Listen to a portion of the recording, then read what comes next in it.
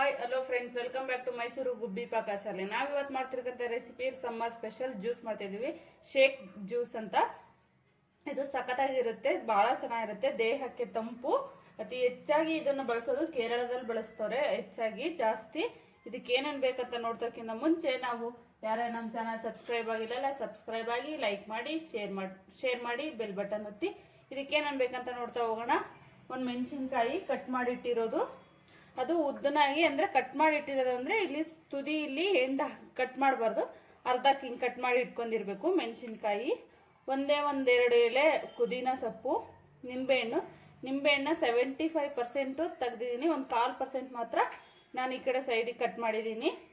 ಸಕ್ಕರೆ, ಕಾಮ್ ಕಸ್ತೂರಿ ಬೀಜ ಒಂದು 10 ನಿಮಿಷ ನೆನೆಸಿಟ್ಟಿರೋದು, ಬ್ಲಾಕ್ ಸಾಲ್ಟ್. ಇದು ಪ್ಯೂರ್ಲಿ ಆಪ್ಷನಲ್ಲು, ನಿಮಗೆ ಬೇಕಾದ್ರೆ ಹಾಕೊಳ್ಳಿ, ನಿಮ್ಮ ಹತ್ರ ಇಲ್ಲ ಅಂದ್ರೆ ಬೇಡ, ಇದ್ರೆ ಮಾತ್ರ ಹಾಕೊಳ್ಳಿ. ಈಗ ಹೇಗೆ ಮಾಡೋದು ಅಂತ ನೋಡ್ತಾ ಹೋಗೋಣ ನಾವು. ನೋಡಿ, ನಾವಿವಾಗ ಒಂದು ಗ್ಲಾಸ್ ತೊಗೊಂಡಿದ್ದೀವಿ. ಈ ಗ್ಲಾಸಿಗೆ ಒಂದು 1/4 ಭಾಗದಷ್ಟು ನೀರು ಹಾಕೊಳ್ಳೋಣ. ನೀರು ಹಾಕೊಂಡ್ಬಿಟ್ಟು ನಾವೇನು ಸಕ್ಕರೆ ತೊಗೊಂಡಿದ್ವಲ್ಲ, ಈ ಸಕ್ಕರೆ ಹಾಕೊಳ್ಳೋಣ. ನಿಮಗೆ ಎಷ್ಟು ಬೇಕೋ ನೋಡ್ಕೊಂಡ್ಬಿಟ್ಟು ಹಾಕೊಳ್ಳಿ ಸಕ್ಕರೆನ. 1-2 ಸ್ಪೂನ್ ಹಾಕಿದ್ದೀನಿ ನಾನು ಇವಾಗ. ಜೊತೆಗೆ ಈ ಕಾಮ್ ಕಸ್ತೂರಿ ಬೀಜ ತೊಗೊಂಡಿದ್ವಲ್ಲ, ಇದೊಂದು ಟೇಬಲ್ ಸ್ಪೂನ್ ಹಾಕೊಳ್ಳೋಣ. ನಿಮಗೆ ಎಷ್ಟು ಬೇಕಾದ್ರೂ ಹಾಕೋಬೋದು. ಹಂಗೆ ಪುದೀನ ಸೊಪ್ಪು ತೊಗೊಂಡಿದ್ವಲ್ಲ, ಈ ಪುದೀನ ಸೊಪ್ಪು, ಮೆಣಸಿನ್ಕಾಯಿ, ಬ್ಲಾಕ್ ಸಾಲ್ಟು ಒಂದೇ ಪಿಂಚ್ ಅಷ್ಟು ಹಾಕಿ, ಜಾಸ್ತಿ ಹಾಕ್ಬೇಡಿ. ಈ ನಿಂಬೆಹಣ್ಣು ಸ್ಲೈಡ್ ಮಾಡಿ ಇಟ್ಕೊಂಡಿದ್ವಲ್ಲ, ಇದನ್ನ ಹಾಕೊಡೋಣ ಒಂದು. ಈಗ ನಿಂಬೆಹಣ್ಣಿನ ರಸನ ಹಿಂಡೋಣ ಇದಕ್ಕೆ.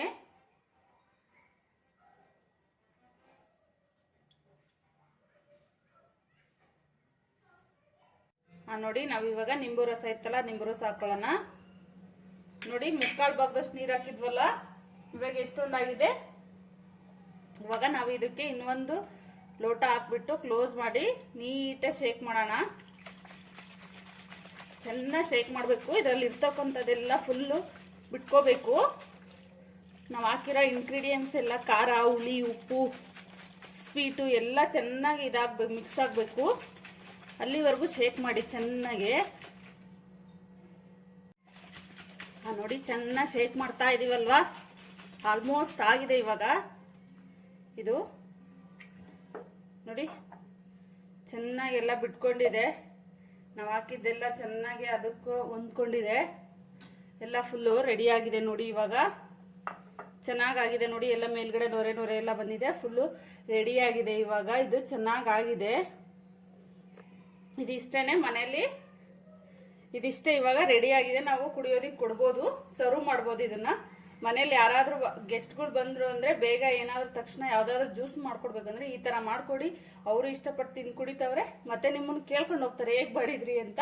ಅಷ್ಟು ಟೇಸ್ಟಿಯಾಗಿರುತ್ತೆ. ನೋಡ್ಬಿಟ್ಟು ಕಮೆಂಟ್ಸ್ ಮಾಡಿ ತಿಳಿಸಿ, ನೀವು ಮಾಡಿ ಹೇಗಿತ್ತು ಅಂತ ತಿಳಿಸಿ ನಮಗೆ. Thank you for watching my channel.